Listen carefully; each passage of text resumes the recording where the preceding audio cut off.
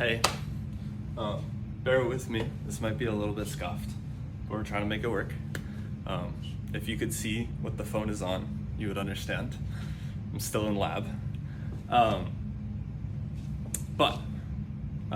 Paper I wanted to present on deals with high frequency ultrasound, both for brain mapping and fairly new thing, using focused ultrasound beams to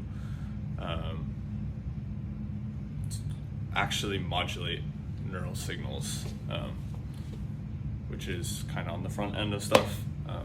So I thought it was super cool. And you know, ultrasound has been used fairly widely, especially recently, at high frequencies for brain mapping, kind of as an alternative to things like fMRI, because we can use ultrasound to send out signals and receive them, and we can map out specifically blood flow in the brain, which is kind of a proxy for neural activity, and it's similar to the way fMRI can work. Nice part about high frequency ultrasound is that it has really high spatiotemporal resolution, so it's super good for lots of these things. It just has a lot of challenges that go with it. So the first thing I wanted to talk about was just a basic overview of ultrasound and how it works. So in general, in an ultrasound system, we have some crystals, and we generally have an array of these crystals that's maybe 64 or 128 crystals long. It's called like linear array ultrasound or B-mode ultrasound. And what we can do is when we apply voltages across these crystals, they can send out sonic signals. And we have a lot of control over that and how they're focused based on the timings and whatnot. And so basically, if we view this array of however many crystals as a little transducer here, and we have some object that we want to image, what we can do is we go down one by one down this array, and we send out signals that are like slices of what we want to image. And we do this one by one, and we measure how the signals return, the echoes of the signals. And so that shows us, for example, let's say in a really simplistic case, we had a structure here and a structure here. When we sent out signals on this side, we're gonna get echoes super fast. And so we can map out this structure. When we send signals here, we can receive them and we'll get much later echoes. And that can map out structures too. And obviously, if you have a frequency band that we scan over, we'll see some like penetration that goes through some structures, and we'll see a return later, so we can get structures behind structures, and all that stuff that we're looking for. But the main component of this paper is talking about focused ultrasound for neuromodulation. By the way, when we're working with high frequency ultrasound, which is really important for the brain, because when we're imaging the brain, it's really hard. There's a lot of stuff going on. Ultrasound is really good when there's not so many structures involved, because we get a lot of noise from random structures. Tissue is really hard for ultrasound to penetrate.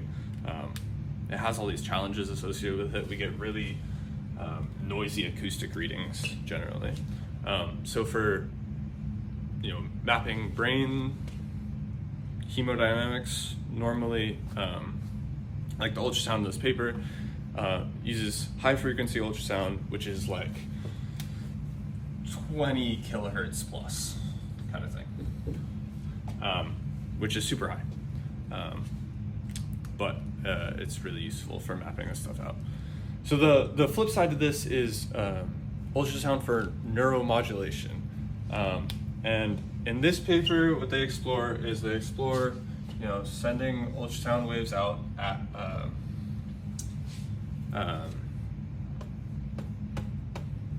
like 4 megahertz, so really high frequency. And what's even more important is that it's really high power. And if it focuses on a specific structure in the brain, we can actually we can think of the sonic signal as just a pressure wave, because that's really all the sound signal is a pressure wave. And actually at these frequencies and at high enough power, this pressure can actually activate ion channels and promote neural activity, which I thought was super, super cool. So in this paper, the actual regime they used for experimenting with this was they employed mice. I'm gonna try and draw a mouse. So it's yeah.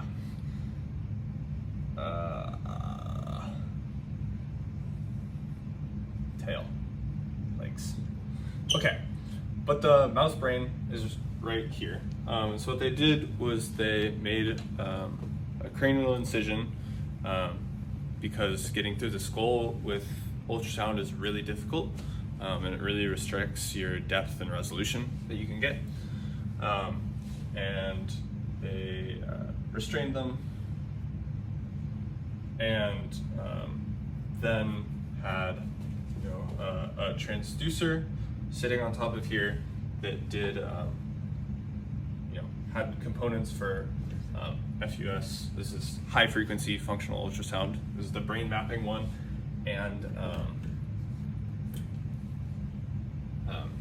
this like focused ultrasound, which is the neuromodulation ultrasound.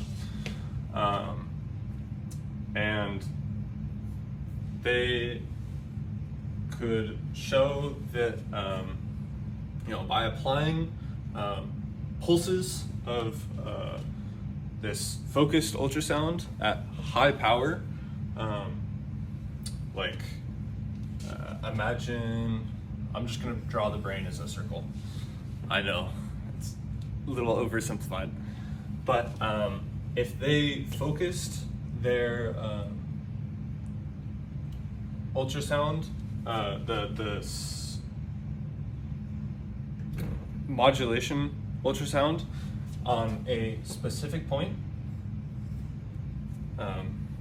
it ends up being looking something like this.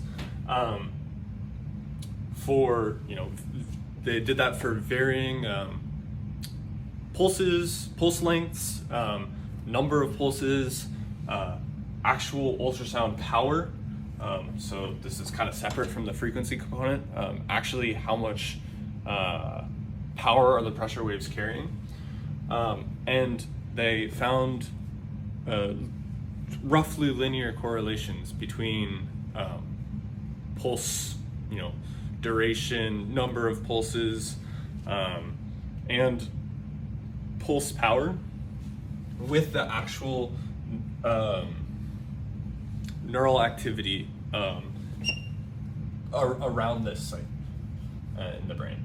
And it leaks out some, but it was, very, very much localized, which was super cool. And they targeted specific structures.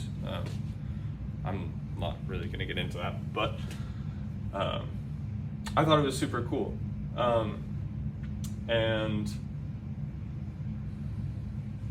they, so the way they did this was they're applying these pulses of this focused ultrasound, but the whole time taking images with this functional ultrasound. So what they would actually see was something along the lines of, brain,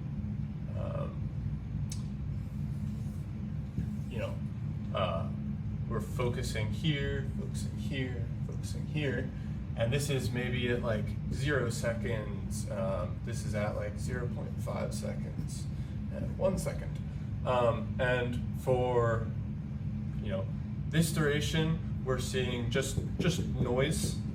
This is before this ultrasound pulse has come through, and then after this ultrasound pulse, they could show like very clearly there was increased cranial blood flow in this region, which is a very well-known proxy for neural activity in general, and then even some lingering activity afterwards.